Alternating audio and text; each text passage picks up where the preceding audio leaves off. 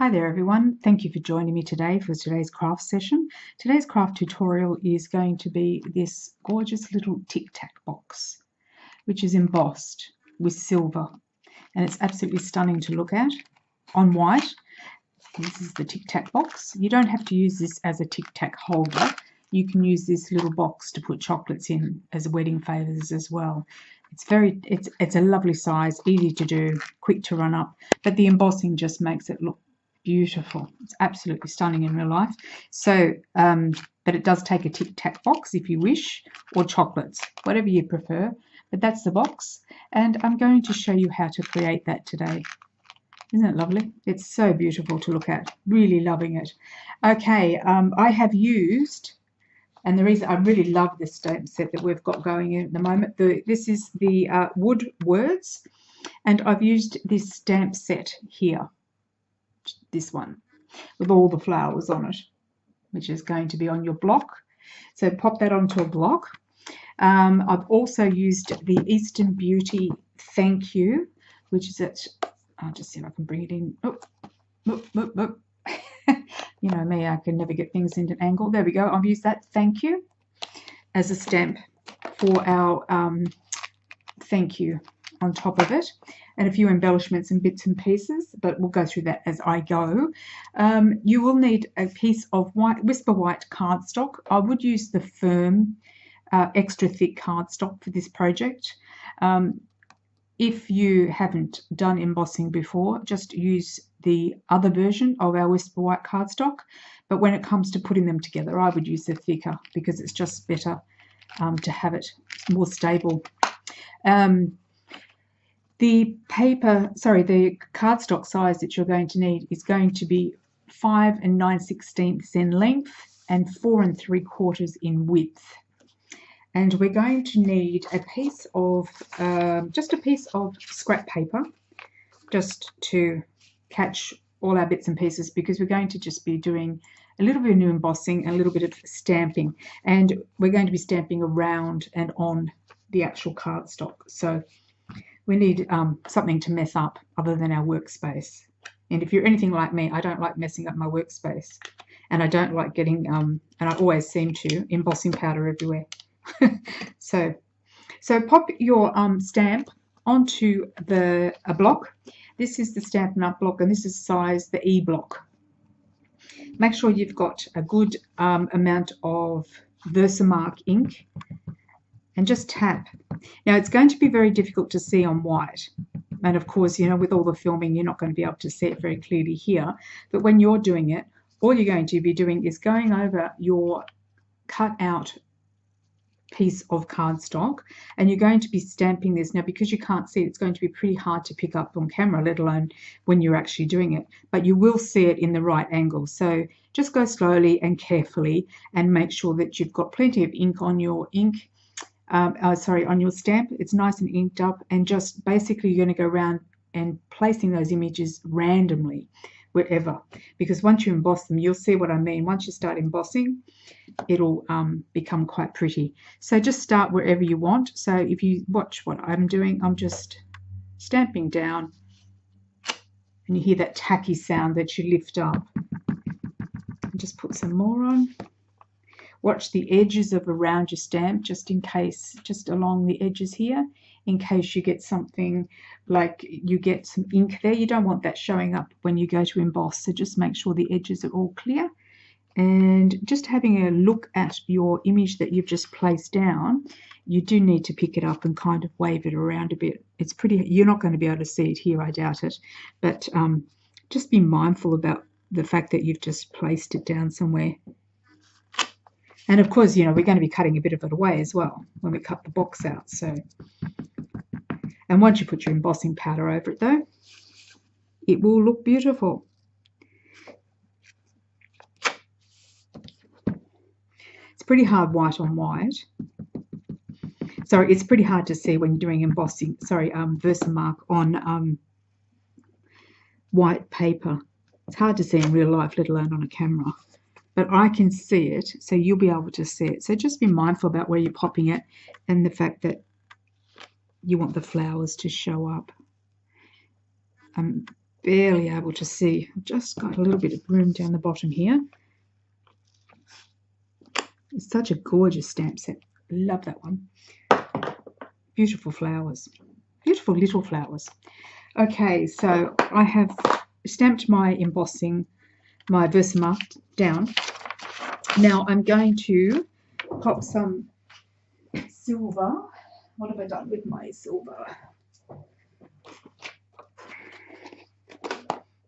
I've already done one ready for this session, but I decided that I should show you just so that you can see how it's done. Now there's two ways that you can do this. Because the paper underneath is folded, make sure your paper underneath is folded in half so that when you go to tip it back, you can tip it back in. Now you can go and pour this over the top of it, or you can sprinkle it, whatever you decide to do. And of course, once you can see your stamps, once you've stamped it on and you've got your embossing powder on, you can actually see whether or not there's a few places that you missed, and you can go and just add in a couple more Versamark images of the stamp just to make sure that you've got it the way that you want it. So after you've sprinkled that all over it, just flick it off, and then you'll see where you've stamped it, as you can see. Now if you wanted to add some more maybe to this corner here, you could pop a little bit more on there. It's pretty hard once with such a big stamp to actually go in and add it to the middle, but certainly on the sides. So you just flick it all off, and because I hate the grittiness of powder on my workbench, I'm very very pedantic about it, unfortunately. I'm just going to tip that into there, as you can see. That was probably a big piece of paper to do that to. You probably don't need one as big as that, but nevertheless, I have done that. And of course, then you're going to be using your embossing gun, and you're going to emboss the actual powder. Sorry, I've got to get that gritty feeling off my bench, off my workspace, because I hate the feeling of it. Okay, so once you've got your gun nice and hot, start embossing. And you will end up with, I'll put my other one aside, you'll end up with this nice, shiny, embossed piece of paper, cardstock, ready to shape into the box. So it's not hard to do. It just takes a little bit of practice. So then we're going to bring in our scoreboard. And what we're going to do on the long side, now I would be scoring on the opposite side of my images, not the side where I've just gone and embossed, and I would go very gently if you could. So for the measurements, we're going to be scoring at 5/8. Just slowly, take your time, don't rush it. It's very tricky to get into that corner, so we're going to be doing 5/8, didn't I say? 1, 2, 3, 4, 5. Slowly down. 2 1/2. 3 1/8. And 5. All on the long side. And then on the short side, we're to go 5/8 again.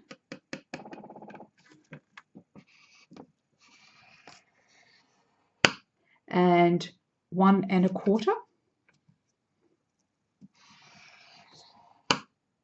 And then just turn the piece right round so that you've actually got the top and this is the bottom.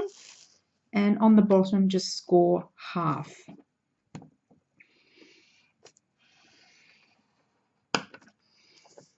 And that's all you need to do for your scoring.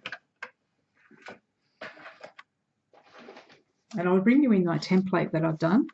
So this is what your scoring is going to look like once you've cut it out. So you've scored, and we're going to be removing, let me see, we're going to be removing this block here, this corner, this triangle here, sorry, not triangle, this rectangle here. We're going to be removing a little square from there, and we're going to be notching in the middle and notching on the end. So that's what we're doing. It will be hard to see. That's why I want to do that template for you. So I'll turn it over, and I will try and keep it in focus for you. And Okay, so we're taking out the little square on the bottom.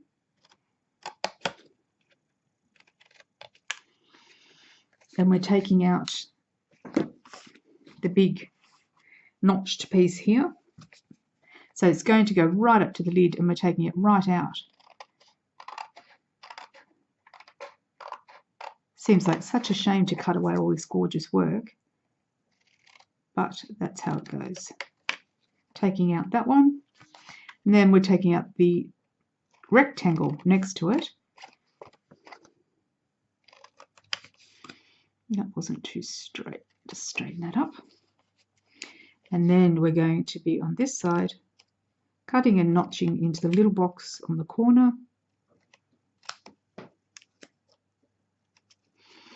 And cutting and notching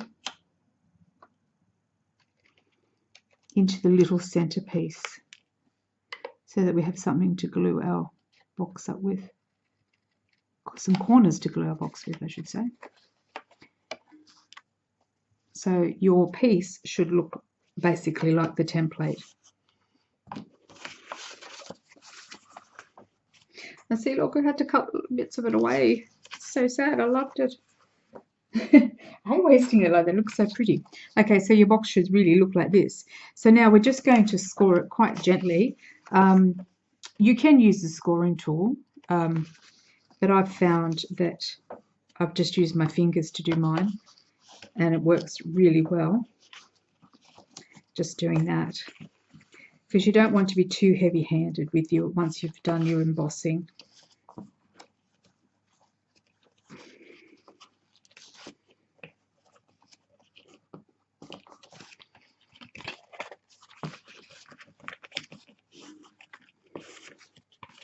And because it's thick, it's the extra thick. Once it's bent, it's kind of bent. Okay. So that's basically, as you can see, the beginning and the end of the box, almost. So we're going to be making this the front of the box, and this is obviously going to be the back. So we're going to be gluing this side up and make sure that our seams or our folded parts all end up facing the opposite direction. So the lip of your box is going to be the opening, and the beginning, the front of your box, I should say. So it will fold in like that. That's going to be that. So but we'll do that. What I would suggest that you do is I would use Tombow. If you can work with, well, you use what you can work with, I should say. Tombow, or you could use double-sided tape, whatever works for you. The glue's not going to come out now. Oh, yes, it is. It's just slowly.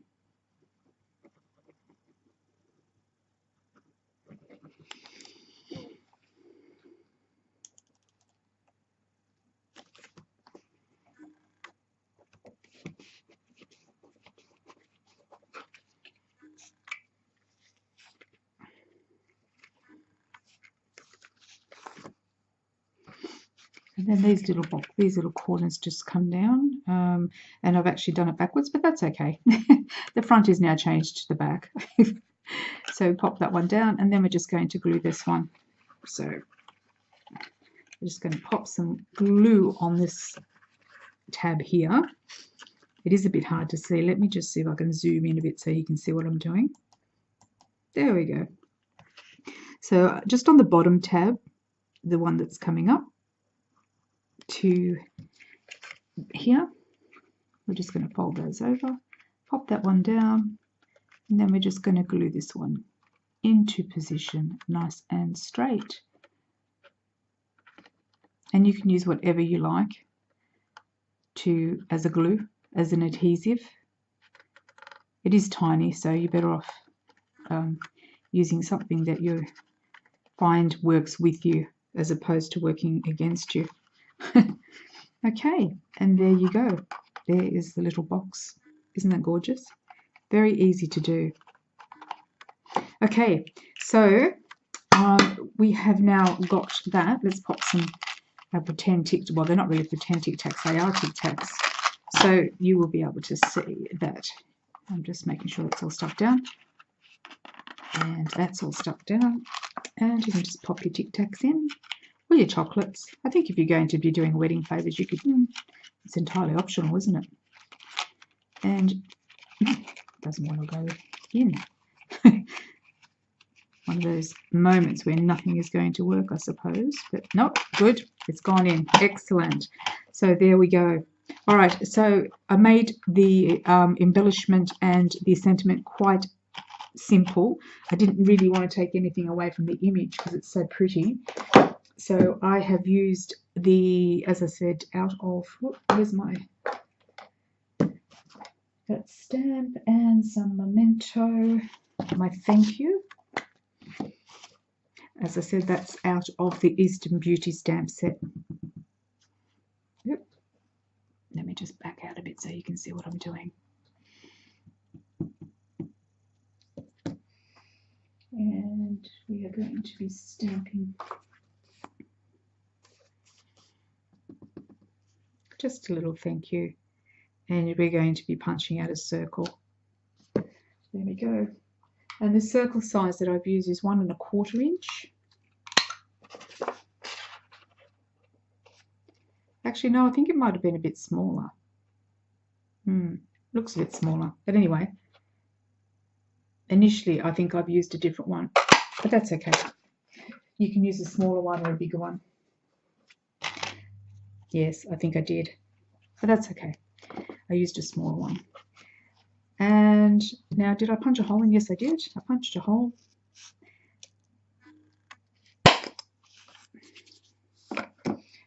And I have popped in some of our sheer ribbon, which is 1/8 of an inch.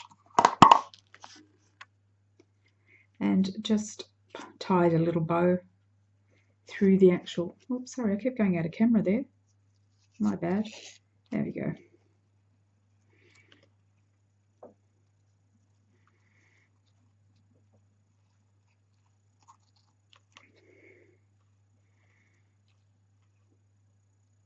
Just tying up a little bow on the end of it.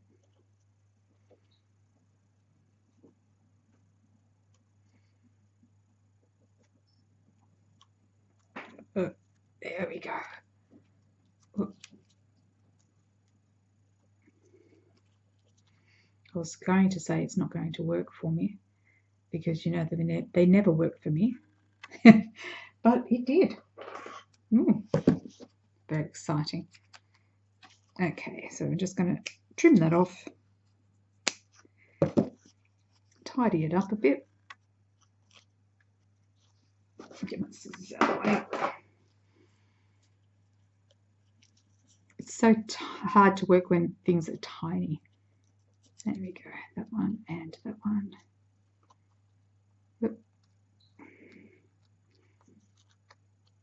Okay, and then I would just pop up with some dimensionals the actual thank you. Use the big one, but then I would probably call in a couple of the little ones as well, just to pop it up a bit, especially if you are using them as wedding favours.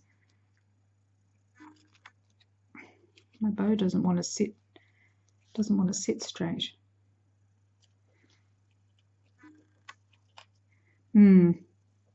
Okay, there we go.